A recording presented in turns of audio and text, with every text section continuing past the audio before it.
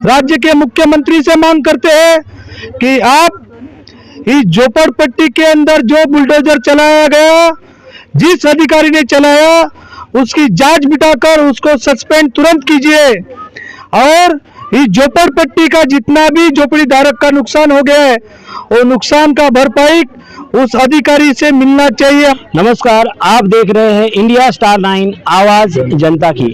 आज हम आए हैं मालवनी में, मलाड में, अंबुजवाड़ी में, जहां पे कुछ दिन पहले 250 झोपड़े तोड़े गए और लोगों को बेघर करार किया गया। हमारे साथ सुनील गमरे साहब है, रिपब्लिकन पार्टी ऑफ इंडिया के मलाड तालुका अध्यक्ष, जो इन झोपड़पट्टी धारकों के घर के लिए लड़ाई हाथ में ली है जिन्होंने, और पूरा जो काम कर रहे हैं। गमरे साहब, ये जो लोगों को बेघर किया गया वाकई बहुत बुरा काम है, इसके खिलाफ आप क्या आवाज उठा रहे हैं? ये झोपड़पट्टी अंबुजवाड़ी मालवनी के अंदर आती है, मलाड पश्चिम में। इस झोपड़पट्टी में सबसे ज़्यादा दलित और मुस्लिम रहते हैं और इसी को मद्देनजर रखते हुए ये पिछले 30 साल से झोपड़पट्टी यहाँ पे माननीय हमारे उस समय के राज्य के सामाजिक मंत्री थे माननीय रामदास आठवले, इनके आशीर्वाद से एक झोपड़पट्टी तोड़ा गए थे मातंगड़ करके। उस झोपड़पट्टी का स्थलांतरित यहाँ पे हुआ था और उस झोपड़पट्टी को स्थलांतरित महाराष्ट्र शासन ने यहाँ झोपड़पट्टी बिठाई। माननीय आठवले साहब के आशीर्वाद से झोपड़पट्टी को एक पुनर्जीवित मिले हैं और सबसे ज्यादा यहाँ पे 25 से 30 हजार वोटर्स है, तो उसमें 15 हजार वोटर्स है दलित वोटर्स है। और ये दलित वोटर्स होने के कारण ये झोपड़पट्टी को 25 साल के बाद पीने का पानी दिया गया, 15-20 साल के बाद लाइट की बिजली दी गई और एक खाली आज ही जातिवाद खत्म नहीं हुआ है राज्य से, देश से। और ये जातिवाद के कारण ये झोपड़पट्टी पे हमेशा दलित और मुसलमानों को हमेशा परेशान करने का काम इस राज्य की सरकार के भीतर बैठे हुए कलेक्टर के लोग, इन लोगों ने जो किया।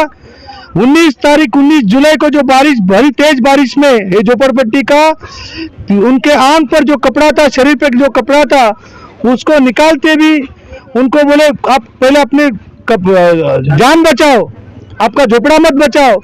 ऐसे जो अधिकारी ने जो धमकी दी और इस धमकी के कारण झोपड़पट्टी तोड़ी गई। हमारी रिपब्लिकन पार्टी ऑफ इंडिया के कलेक्टर से हम लोग मांग करते हैं, राज्य के गृह निर्माण मंत्री से मांग करते हैं, राज्य के मुख्यमंत्री से मांग करते हैं कि आप इस झोपड़पट्टी के अंदर जो बुलडोजर चलाया गया, जिस अधिकारी ने चलाया, उसकी जांच बिठाकर उसको सस्पेंड तुरंत कीजिए और इस झोपड़पट्टी का जितना भी झोपड़ी धारक का नुकसान हो गया है वो नुकसान का भरपाई उस अधिकारी से मिलना चाहिए, हमारी मांग है। और झोपड़पट्टी पे यहाँ पे सभी जगह पे समझो एक हाईवे बनता है, रेलवे आती है या सरकारी किसी भी योजना के अंतर्गत इस जगह पे कुछ योजना है तो ये योजना के अंदर समझो करती है तो महाराष्ट्र सरकार ने उनको स्थलांतरित कीजिए या तो पुनर्वसन झोपड़पट्टी के अधिकार से उनको बिठाइए, या तो आदरणीय इस देश के प्रधानमंत्री 2022 तक सभी को घर देने वाले थे, या उसी प्रधानमंत्री आवास के इसमें दायरे में रख के इस झोपड़पट्टियों को वासियों को मकान देना चाहिए, ये हमारी मांग है। और ये जल्दी से जल्दी, जब तक कलेक्टर से हम लोग पिछले बार मिले भरी बारिश में 200 से 300 लोग कलेक्टर ऑफिस में गए, हमारी बात कलेक्टर साहब ने सुनी, लेकिन आज कम से कम 20-25 दिन होने आया, लेकिन आज तक कोई भी बात कलेक्टर के लोग इधर देखने के लिए तैयार नहीं है, या हमारा पेपर देखने के लिए तैयार नहीं, या आगे क्या कार्रवाई करना चाहिए। हाउसिंग मिनिस्टर मिले, हमारे झोपड़पट्टी के एक संस्था बनी है जनक झोपड़पट्टी के बारे में, वो सब हम लोग फॉलो रखते हैं। आरपीआई के लोग लेके और ये जनक समिति, ये सब मिलकर सब झोपड़पट्टी जो बचाने का काम हम लोग सरकार के माध्यम तक पहुंचाने का काम करते हैं। लेकिन इस झोपड़पट्टी को इधर खाली सिर्फ मुसलमान होने के कारण, सिर्फ दलित होने के कारण एक घृणा से देखा जाता है। इसका हम कड़ी निंदा करते हैं और इस अधिकारी को तुरंत से तुरंत इनकी इंक्वायरी करके इनको सस्पेंड करना चाहिए, हमारे आरपीआई की मांग है। अगर सरकार ने जो आप हक मांग रहे, जो आप जैसे आपने बताया मुस्लिम और दलित की संख्या है, उनके साथ जातिवाद किया जा रहा है, अगर सरकार ने अगर कोई भी एक्शन अभी तक, जैसे 25 दिन हो गए अभी तक कुछ एक्शन नहीं लिया, अगर आगे भी ऐसा चलता रहा तो आप इसके खिलाफ क्या करेंगे? हमारा आंदोलन इससे भरी तेज बारिश में हम लोग जब 300 आदमी कलेक्टर ऑफिस में जाके हमारी बात रख सकते हैं, तो हमें क्या करना चाहिए ये हमारे झोपड़पट्टी धारक समझेंगे और नहीं फिर आगे क्या करना है। हमारा 2018 को हमारा मतदान चलता है, लेकिन हमारा झोपड़ा नहीं चलता है। इस पुलिस वाले जब झोपड़पट्टी बसती है तो कलेक्टर के लोग क्या करते हैं, पुलिस वाले क्या करते हैं? ये पुलिस वाले को हमारा अनाथ झोपड़े का पैसा चलता है, ये कलेक्टर के लोगों को हमारा दिया हुआ रिश्वत चलता है।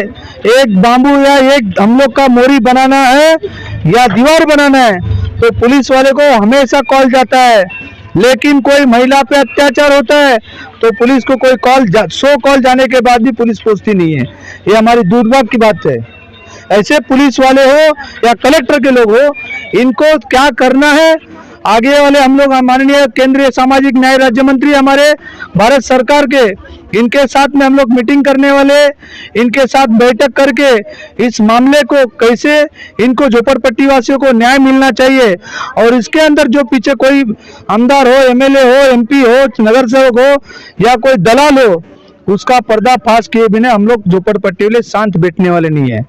चाहे उनको क्या करना पड़े, हमारी चाहे जान चले जाए, लेकिन हमें हमारा न्याय लेके हम रहेंगे। हमारा अधिकार है, बाबा साहब ने दिया हुआ, वो अधिकार को हम इस्तेमाल करते। चाहे हमारे इधर 105 महिला पे उन्होंने केस लिया है, झोपड़पट्टी के दायित्व पे केस लिया है, वो केस को भी पीछे लेना चाहिए, ऐसी हमने मांग की है। और कलेक्टर ने बोला है कि हम हो सके उतना वो केसेस जो खारिज करने के लिए हम प्रयास करेंगे और इसके पीछे कौन है इसकी जांच जरूर होनी चाहिए।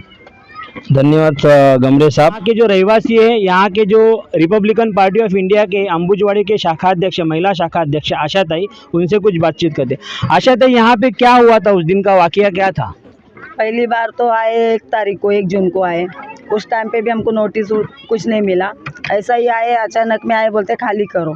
जब भी ऐसा ही तोड़ा गया तो 10 दिन हम लोग रोड पे बैठे थे, मतलब गर्मी का टाइम था, गांव जैसा लगा तो निकाल दिए कैसा भी टाइम। लेकिन उसके बाद फिर 6 तारीख को भी तोड़ा गया, फिर उसके बाद बरसात में अभी 19 तारीख को जो तोड़ा, ऊपर से एकदम सेंधार बारिश थी और हम लोग को सामान निकालने का भी टाइम नहीं दिए। तो हमने पूछे उन लोग से, साहब लोग से, तो ऐसा क्यों अचानक में आप लोग तोड़ रहे, देखो हम लोग का हाल कैसा, बारिश में कहाँ जाएंगे। तो बोलते नहीं अपनी जान बचाओ, सामान मत निकालो, पहले अपनी जान बचा के बाहर आओ। तो मतलब सामान भी तोड़ दिए, कुछ बचा भी नहीं हम लोग के पास, अभी घर से बेघर हो गए। अभी इतनी जवान महिला है, खुले में बसते हैं, कल की महिला लोग के साथ कुछ गलत हो जाएगा तो इसका जवाबदार कौन रहेगा? क्योंकि मोरी का ठिकाना नहीं, नहाने का नहीं है, धोने का नहीं है, कैसे रह रहे, किसी के पास कोई आसरा ही नहीं है। और ऐसे टाइम पे तोड़े कि एक ही दिन में कुछ पता नहीं कि अभी तोड़ने के लिए आने वाले, कोई स्कूल गए, कोई काम पे गए, कोई खाना बना रहे, हम लोग खुद ही खाना बना रहे थे, वो खाना भी इंसान पूरा दिन नहीं खा पाए। और अभी जो संस्थाएं हैं, जो हमारे आरपीआई के तालुका अध्यक्ष है गमरे साहब है, हमारे सुनील भाई है, ये सभी लोग मतलब जब से ही शुरुआत से ही हमारे साथ जुटे हैं और हर एक मोड़ पे हमारे साथ खड़े हैं और हमारा काम चालू है, लड़ाई चालू है। देखो अभी क्या होता है और ऐसी परिस्थिति में हम कहाँ जाएंगे, हमारा फैसला कैसा होएगा। ठीक है आशाताई, आप अपनी लड़ाई लड़ते रहो, आपके साथ गमरे साहब है, हमारे साथ शंकर वाकई भाई है जो तालुका सरचिट ने मालाड तालुका सरचिट ने से। सर, ये जो चीज़ हुई है तो लोगों को बेघर करने का, इसके बारे में कुछ आप बताएंगे? ये सब गवर्नमेंट है, महाराष्ट्र शासन है, उनका सब साजिश है कि ये घर तोड़ने का, झोपड़पट्टी खाली करने का सब संस्था का ध्यान है। झोपड़पट्टी ये जगह पे अंबुजवाड़ी के अभी भी दिखा रहे हैं कि खाली है, लेकिन हमारा घर है बसा हुआ है, गरीब लोग इधर बसा हुआ है, उनका कुछ ध्यान देना चाहिए। बारिश में तो जीआर है, बारिश में घर तोड़ने का नहीं है। खुद मुख्यमंत्री उप मुख्यमंत्री बोलता है कि घर तोड़ने का नहीं, फिर भी घर तोड़ा जाता है। ये कौन है, कौन साजिश करता है घर तोड़ने का? इसका कार्रवाई होना चाहिए। हमारे गमरे साहब ने बताया है, पूछा है, कलेक्टर को जवाब पूछा है कि भाई ये घर क्यों तोड़ा है, वो जो तोड़ा है उनके ऊपर कार्रवाई होना चाहिए। हमारा सब संघर्ष लेके हम उसका पाठपुराटा करके उसका जो है जिसने तोड़ा है घर उसके ऊपर कार्रवाई हमारा होना चाहिए, ऐसा हमारा रिपब्लिकन पार्टी ऑफ इंडिया का मांग है। हमारे साथ सुनील मगर सर है। सर आप कुछ बताएंगे झोपड़पट्टी बारे में, जो इनके ऊपर जो अन्याय हुआ है उसके बारे में? ये जो झोपड़पट्टी है 1 मई को इसका डोमोलिशन किया है, और जब डोमोलिशन किया उस टाइम पे उन्होंने यहाँ पे 2-3 महीना पहला नोटिस लगाया था। तो नोटिस का क्या होता है, 24 घंटे के अंदर नोटिस लगाएगा तो उसके बाद वो झोपड़ा तोड़ा जाता है। 3 महीने का नोटिस कोई ग्राह्य रखता नहीं है। और अचानक में 5-6 बुलडोजर आके माड़ा में खड़े रहे, तो लोगों ने देखा उस टाइम पे कि भाई ये बुलडोजर काय के लिए आए, मतलब इनको कुछ मालूम नहीं है। और जब उनको मालूम पड़ा कि तुम्हारे घर तोड़ने के लिए आए, वो तब तक घर तक आने तक उन्होंने अपने जो बुलडोजर है उनके घर पे चढ़ाए। उनका जो का कपड़ा, आंख के ऊपर का बर्तन, खाने का कुछ चीज़ बचा नहीं था। उसके बाद में 6 तारीख को डोमोलिशन किया, बाद में 6 तारीख को किया, फिर अभी बारिश में किया 19 को। तो 19 का जो डोमोलिशन ऐसा हुआ है कि बम्बई पूरी पानी के अंदर डूबी हुई थी, और बम्बई तो डूबी थी, गांव में रास्ते नाले सब बंद हो गए थे। सरकार को उधर ध्यान देने से अच्छा यहाँ पे सरकार ने डोमोलिशन करवाया, ये गरीब बस्ती के लोग के ऊपर। और जब हम यहाँ से जा रहे थे, कोई उनको ऐसा छत पकड़ के प्लास्टिक का गोनी के नीचे ऐसे बच्चे लेके अपने छोटे लेके बच्चे बैठे थे। लगातार 2-4 दिन ये लोग को परेशान किया, और बारिश ऐसी बहुत तूफान जैसी बारिश थी। वो बारिश में वो लोग सब भीगे हुए थे, ठंडी से ये थे, और वो लोग का कुछ लोग बीमार गिरे, कोई हॉस्पिटल में गए। ऐसा मतलब इधर बहुत अन्याय हो गया। मैं तो बोलता है ये सरकार जो अपने जो मंत्री साहब है उन्होंने जो आदेश दिया था कि 2011 का जीआर पास है, और 2011 का जीआर पास है, और उसके बाद में सुप्रीम कोर्ट ने आदेश दिया था कि ये जो झोपड़ा है 2000 मतलब बारिश के बाद 4 महीने के बाद अगर तुमको झोपड़पट्टी धारकी के ऊपर कार्रवाई करना है तो आप कर सकते, बारिश में कर नहीं सकते। लेकिन फिर भी यहाँ के जो अपने अधिकारी है, ये जो लोग है, जो भी लोग रहेंगे, ये तो जिसके पास जाते हो बोलते हो हमारा काम नहीं, लेकिन जो भी तोड़ते हैं उसके ऊपर तात्कालिक कार्रवाई होना मांगता है। यह हमारी रिपब्लिकन पार्टी की मांग है, और हम सब कार्रवाई नहीं होगी तो भी आगे मोर्चे चालू रहेंगे, आंदोलन चालू रहेंगे, लड़ना चालू रहेगा। और ये लोग को पर्याय जगह जिधर है उधर ही ये लोग को जगह देना चाहिए, यह हमारी पार्टी की मांग है। जय भीम। हमारे साथ विकास वाघमारे जी है, जन हक समिति के अध्यक्ष है, संघर्ष समिति के अध्यक्ष है, और वो भी ये लड़ाई में इन लोगों का साथ दे रहे हैं। सर, ये जो कार्रवाई हुई बहुत गलत तरीके से कार्रवाई, और सुप्रीम कोर्ट के आदेश के विरोध में कार्रवाई, उसके बारे में आप क्या कहेंगे? पहले तो सबसे पहला जो महाराष्ट्र शासन है उसका निषेध करना चाहता हूँ। जिस तरीके से रेल अलर्ट रहते हुए भी झोपड़पट्टी एक्ट के अंतर्गत जो कानूनी प्रक्रिया रहती है वो फॉलो नहीं की है, और फॉलो न करते हुए लोगों को बेघर किया है। तो सबसे पहले महाराष्ट्र शासन का निषेध। जिस तरीके से जून महीने में ये शुरुआत हुई है, 1 तारीख को इसको तोड़ा गया नोटिस न देते हुए, साथ ही साथ 6 तारीख को नोटिस लगाया, और 19 तारीख में रेल अलर्ट होते हुए भी वो तोड़ा गया। तो जिस तरीके से प्रशासन की मंशा जिस तरीके से है यहाँ पे अंबुजवाड़ी में तोड़ मोड़ को लेके काफ़ी एक निषेधपूर्वक है। हम यही चाहते कि उनके ऊपर जिन्होंने गलत अपना पद का इस्तेमाल किया उनके ऊपर कठोर से कठोर कार्रवाई हो, और वो प्रक्रिया हम आगे चल के कर रहे हैं। साथ ही साथ 3 और 4 अगस्त को हम लोग ने एक आज़ाद मैदान में मोर्चा लेके गए थे।